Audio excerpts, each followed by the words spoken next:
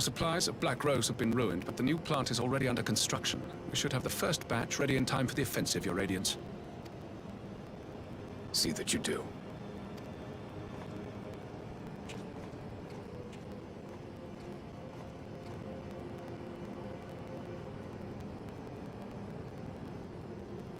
Ah, yes, the infamous Black Rose. If I recall correctly, Gaius did not much care for the invention.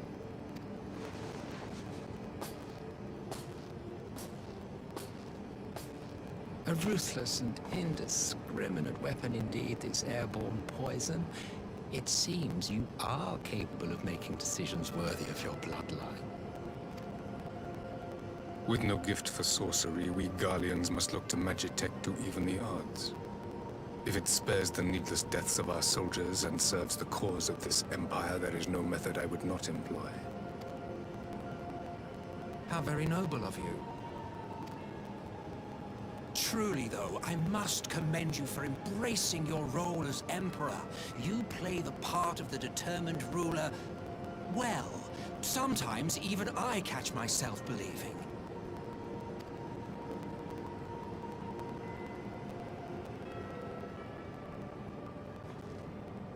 A silent agent of death.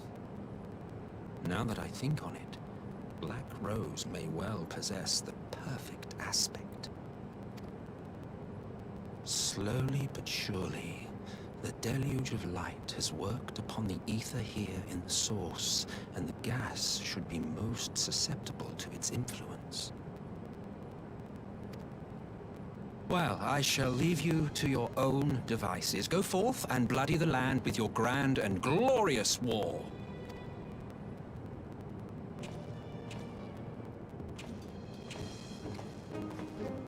While you do what, precisely?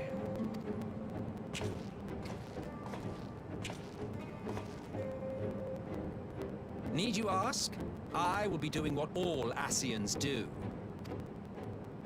I am well aware that your kind exists only to usher in the next calamity. But you seem oblivious to the harm your singular agenda causes to the Empire. You cannot have forgotten the events which followed your mortal demise.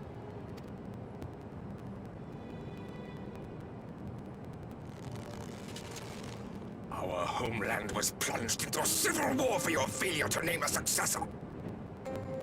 The edifice you so carefully constructed was but a hair's breadth from collapse.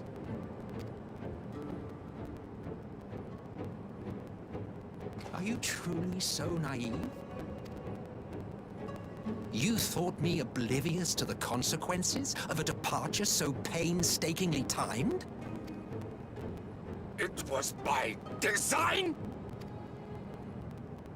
Well, of course it was. Though I will admit the resulting panic exceeded even my wildest expectations. But how can you be surprised? Throwing the world into disarray was the very purpose for which this nation was, as you say, so carefully constructed.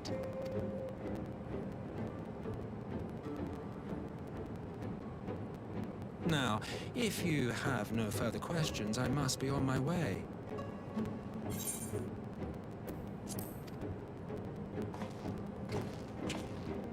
Since we may not meet again in this lifetime, it would be remiss of me not to offer a word or two of gratitude. I really must thank you for this surplus of vessels.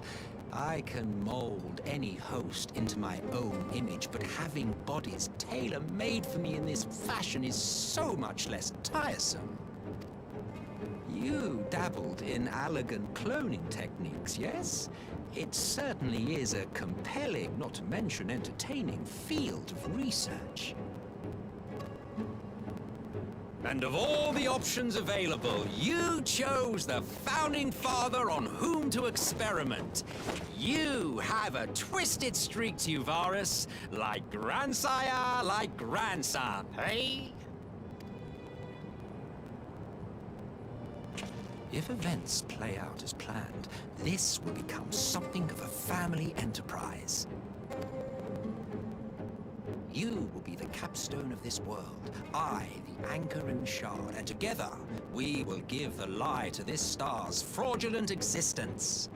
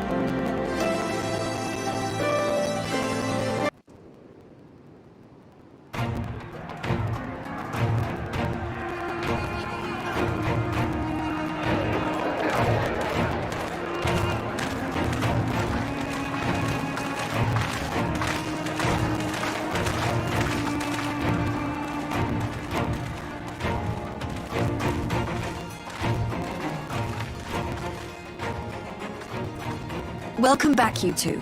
Greetings, Lord Hien. Glad you could join us. Glad to be here.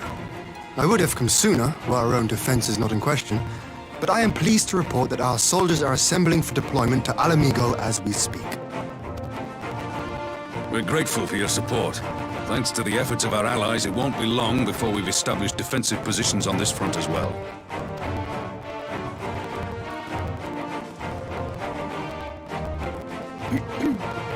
We have some good news too. Alphino has come back to us. As for the bad news,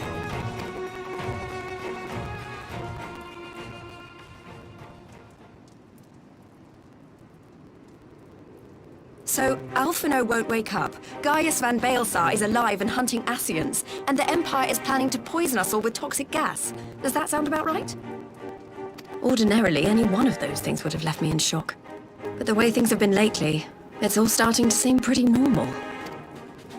Getting back to your report, are we sure this Black Rose is the weapon Maxima was talking about? It fits the description. And it seems we have Alphino to thank for sparing us an early demonstration of its effectiveness. I have a feeling this won't be the last time his bravery in the Empire will serve us here in Eorzea. The threat of an unknown weapon has had us all on edge. But now that we know what we're dealing with, we can take steps to defend against it. As for Gaius, I'm not sure what to think. Am I happy he's alive? Not in the slightest. Am I happy he's hunting Ascians? Aye, I'd have to say I am. Oh, speaking of Garleans you didn't expect to see, we have a tale of our own, as it happens. When we sent envoys to the Imperial Army to request talks, they returned with the message that Varisos Galvus would be attending.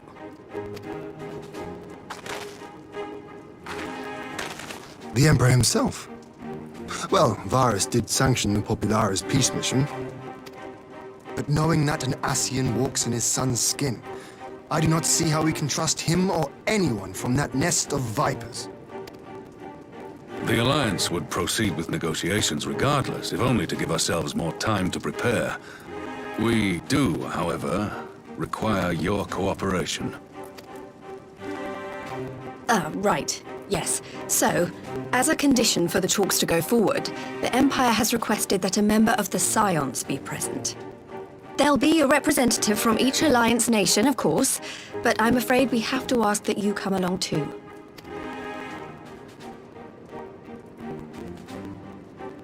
Gods, Lyse!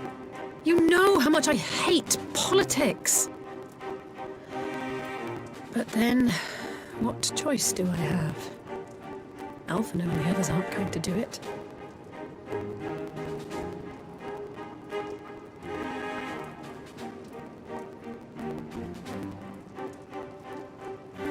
Eorzea's champion.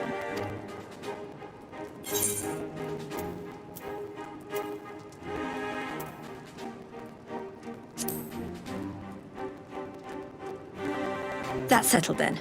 We don't know what Varus means to bring to the table, or why he wants you there, but having you close at hand will make all the difference. The meeting will take place on the border. Anticipating an early assault, we mean to position the bulk of our forces nearby.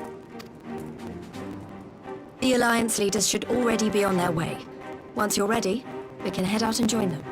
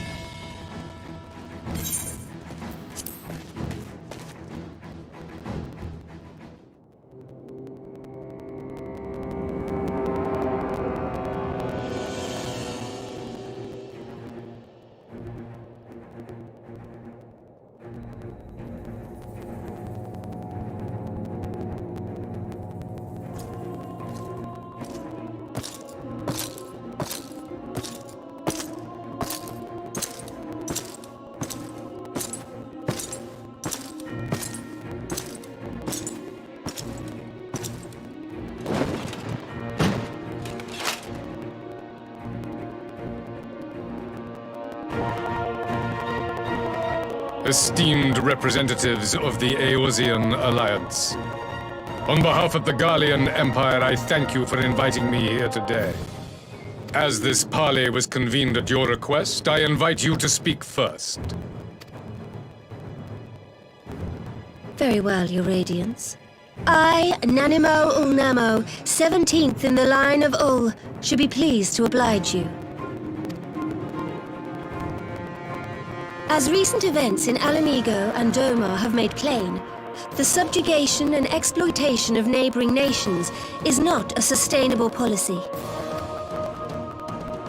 Should this day end in war, you may very well defeat us, but you will never extinguish the people's desire for freedom.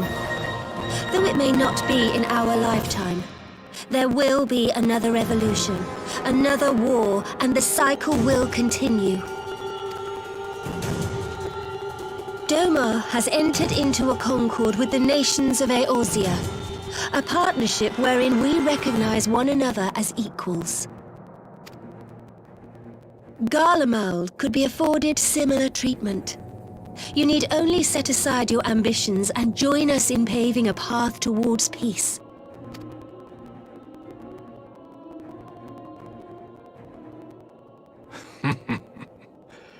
You will not win me over with sophistry, Your Grace. As you know only too well, this alliance lacks the strength to keep the peace within its own borders. Even now, your struggles with the Beastmen continue unabated. Divided, you sow this fertile soil with the seeds of your differences and reap naught but discord and chaos for your trouble. Eorzea must be united under one leader, one purpose. I would offer you both and bring an end to your strife. With all due respect, Your Radiance, the only thing that you offered the people of Alamigo was fear and hopelessness. The citizens of Dorma can also attest to the meager arms of imperial rule. There is no purpose to be found in a life of oppression, each day more uncertain than the last. Our people are willing to die for their freedom. A great many already have, and countless more will, if we don't put an end to this madness here and now.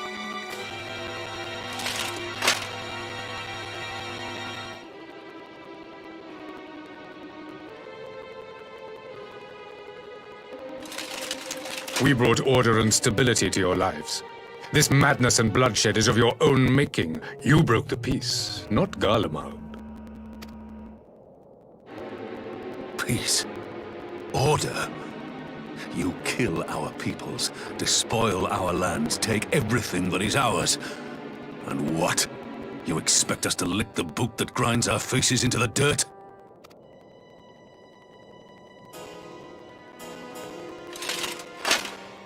I expect you to weigh the costs.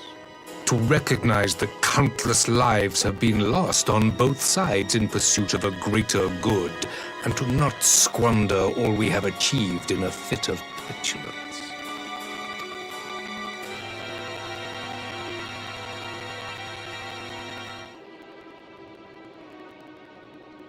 Your Radiance, I fear I can personally attest to the dangers of pursuing one's vision with such righteous fervor. For 1,000 years, the Holy See of Ishgard waged war with dragons. 1,000 years of sacrifice, of sorrow and hate, in which we bathed in the blood of friend and foe alike. Had it gone on any longer, we may well have drowned. Yet we have chosen to raise ourselves out of this bloody spiral, and have since made peace with our former enemy. So I understand. No doubt the dragons were more receptive to your overtures in the wake of their leader's demise.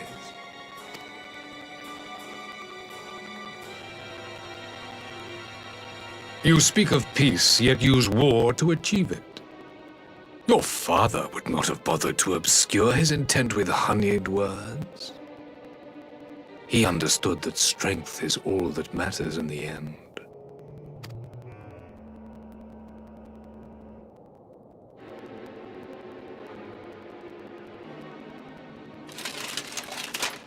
Without his clarity of vision, I can but wonder what will become of Ishgard and her people.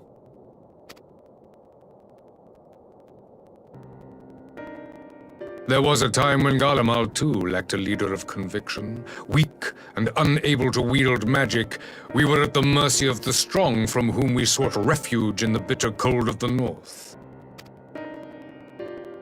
Were it not for the discovery of ceruleum and the subsequent development of magitech, we might never have gained the power to take back that which was rightfully ours.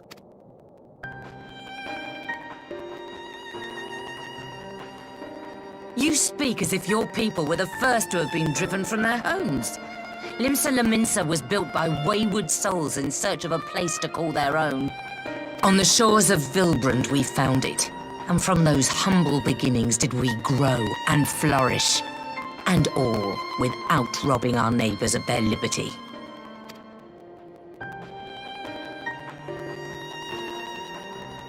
So saith the pirate. Am I to believe that you simply asked the kobolds to yield up their lands and that they were happy to oblige you? That you did not drive them out like rats in the hold of one of the many ships seized by your privateers?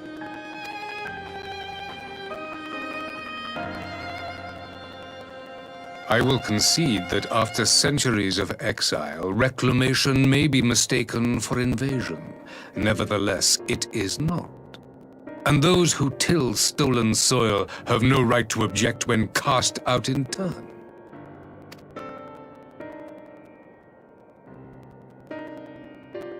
Your uncompromising nature rivals that of the Ixal. They too lament circumstances which they themselves perpetuate. Were they but to embrace peace, we would welcome them with open arms. Indeed, some few have done just that, and now receive of the Twelve's Wood's bounty. Would that your people might learn from their example.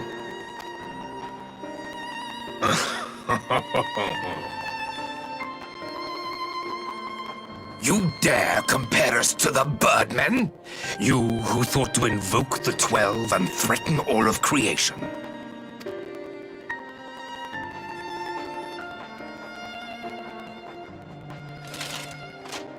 I came here in the hope of finding some speck of common ground, but I see now these discussions will accomplish nothing. Despite what you people may believe, I am not one to choose the sword over the olive branch. 'Tis but a pity men are loath to accept one without first being shown the other.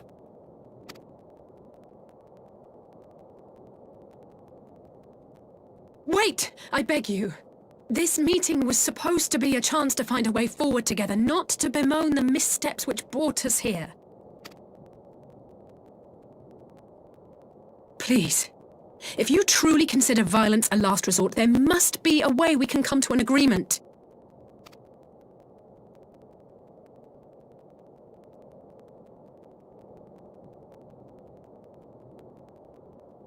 As Mistress Alize says, we did not come here to bicker over the past, but to discuss how we might strive towards a brighter future. Emperor Varus, may I suggest a short recess, that all present might compose themselves prior to beginning anew?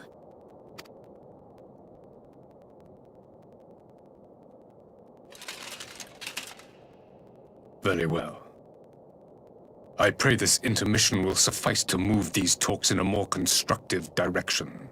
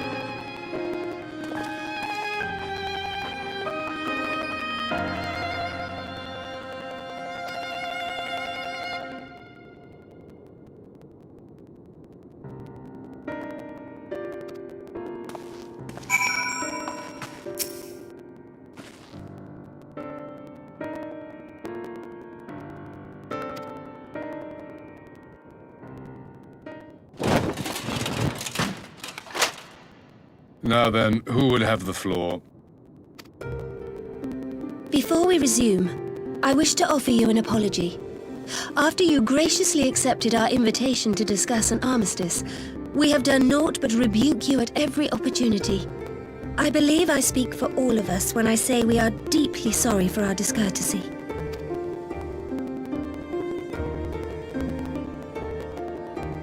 I'll admit your familiarity with our affair surprised me, and served to remind me how little I know of yours.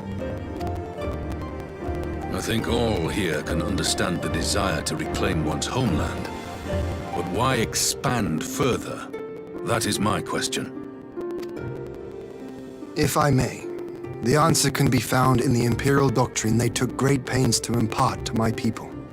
Recognizing the threat icons posed to the world, Solus Zos Galvus decreed that they were to be eradicated. To this end, he began a campaign to unite all lands under the Guardian banner. Or so we were taught. Yet the Emperor only reached the burn, the barrens said to have been laid waste by icons, after conquering all the lands that lay between. What is more, I am quite certain the practice of summoning was not nearly so widespread in the days before the Empire's founding. When you put it like that, it all starts to sound like an excuse, doesn't it? But to distract from what? Why are you really waging this war?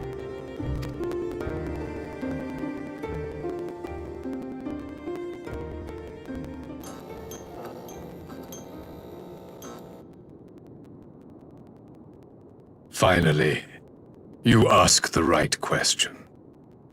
I can but hope you heed mine answer and at last accept the righteousness of our cause.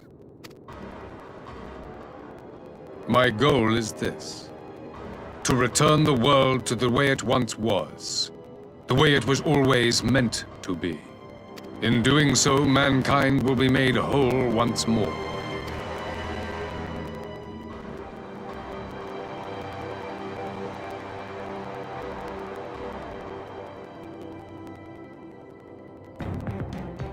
No longer will we suffer from the dissension born of our differences.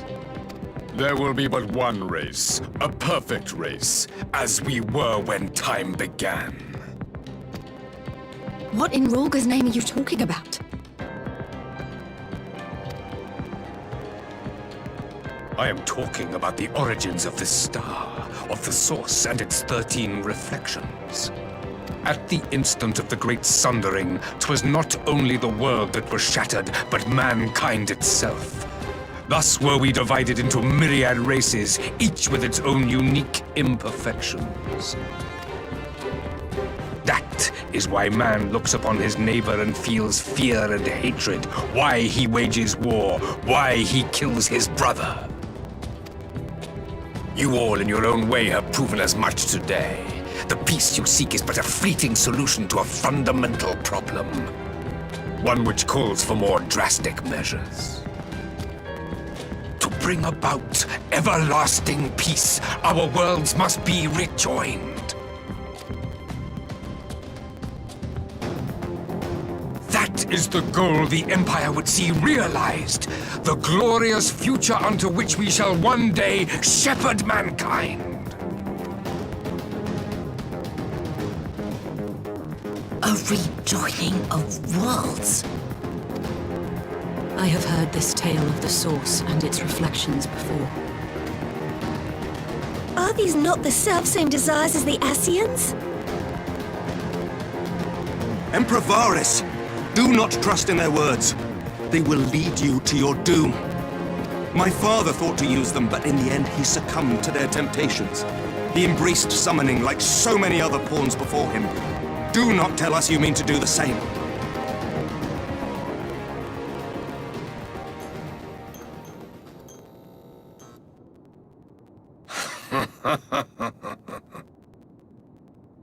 To be a pawn, free from the burden of choice, would be a blessing.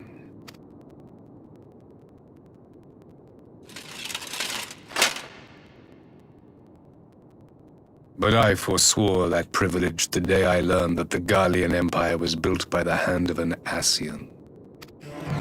What?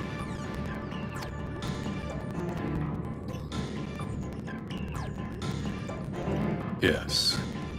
My grandsire, the former emperor, is of their number. And who better to build an empire capable of bringing about the calamitous change we desire? Would you condemn me for this alliance? For bowing to the will of these shadowy masters when the prize is true and lasting peace?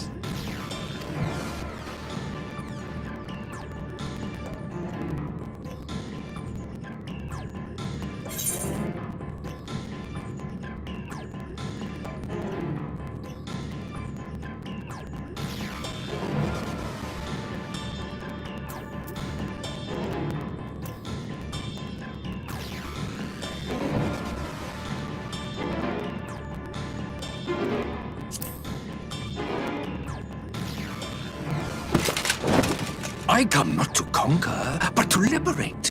To free man from the prison of divergence. Imagine a world united. One perfect race beneath a single standard. An army before whose might these servants of darkness and light would fly as leaves in a storm, never again to meddle in man's affairs. We would be the masters of our own fate. I bid you join me, not as subjects of Garlemald, but of a new nation. And together we shall win freedom for ourselves and generations yet unborn. You want to trigger another half-dozen calamities? You can't be serious!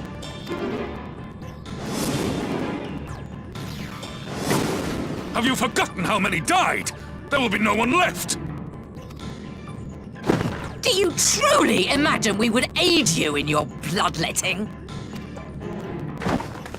It is unthinkable, unconscionable.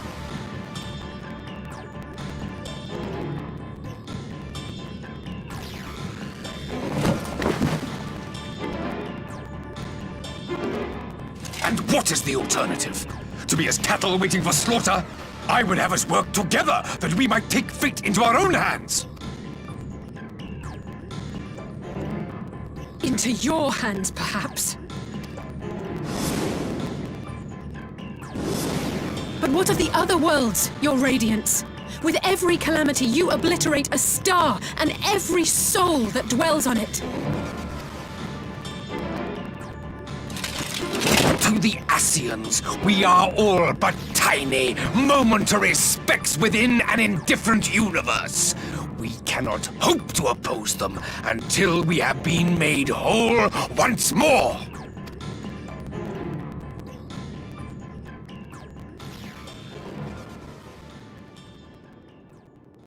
Are these truly the words of Garlemald's ruler?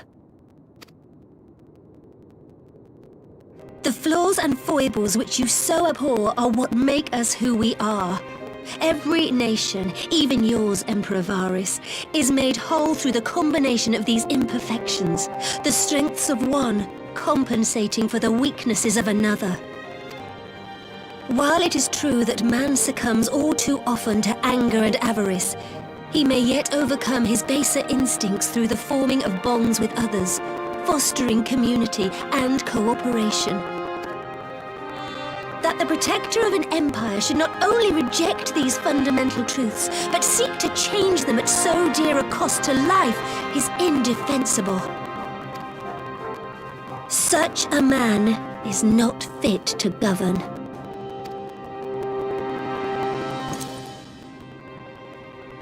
And you, warrior of light, would you refuse me as well?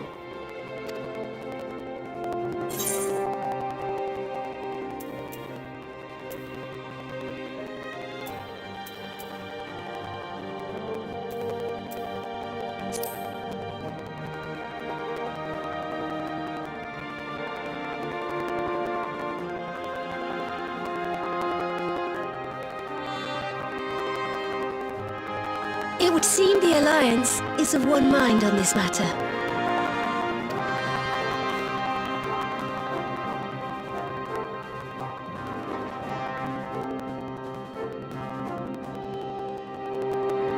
You Eorzeans never cease to disappoint me.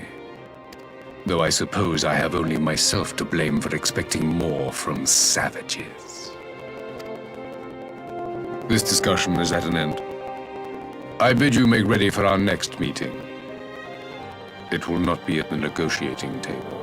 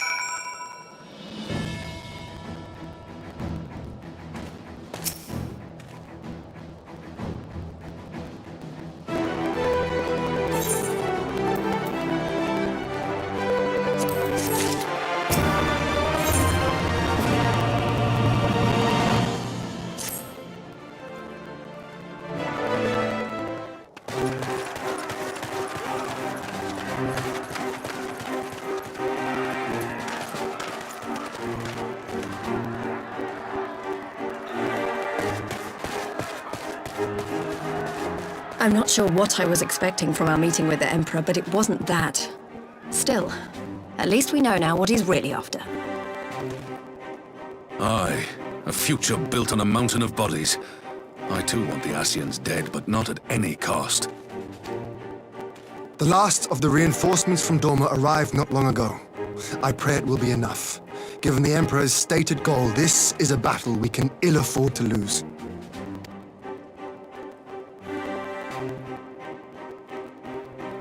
If the Gallians come in force, we may not have much say in the matter, even with our combined strength.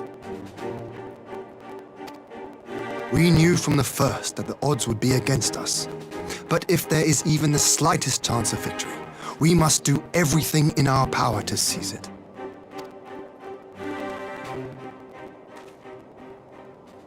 We must seize it, full stop. Here!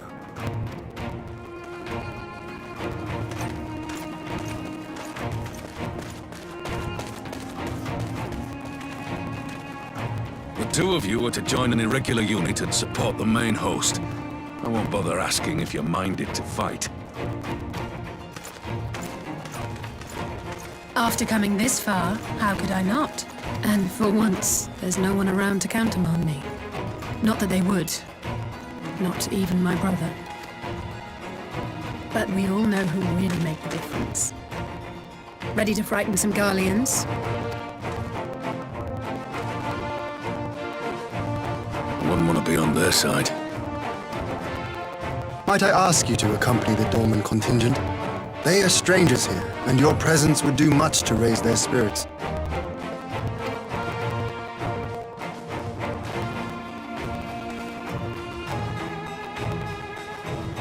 We would be honored. When our people stride out with you in their midst, I dare say the Eorzeans will feel an ilm taller themselves. High spirits have a way of spreading. What I wouldn't give to join you. But my duties as field commander will not allow it. I'll leave the front lines in your capable hands.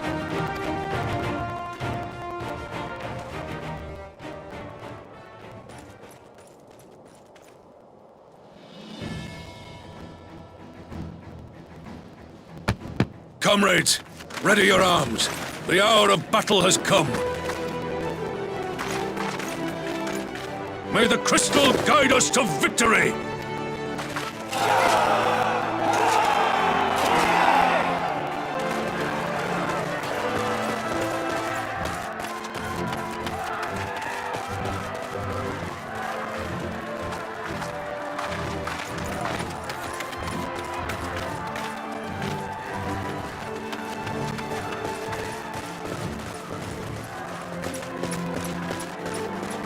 Since the others couldn't be here, we'll have to fight twice as hard.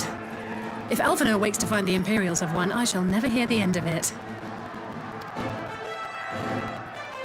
It's strange. I thought I would be terrified when the fighting started. I should be terrified. But with you at our side, I can't help feeling everything is going to be all right. So please, don't you dare leave me alone.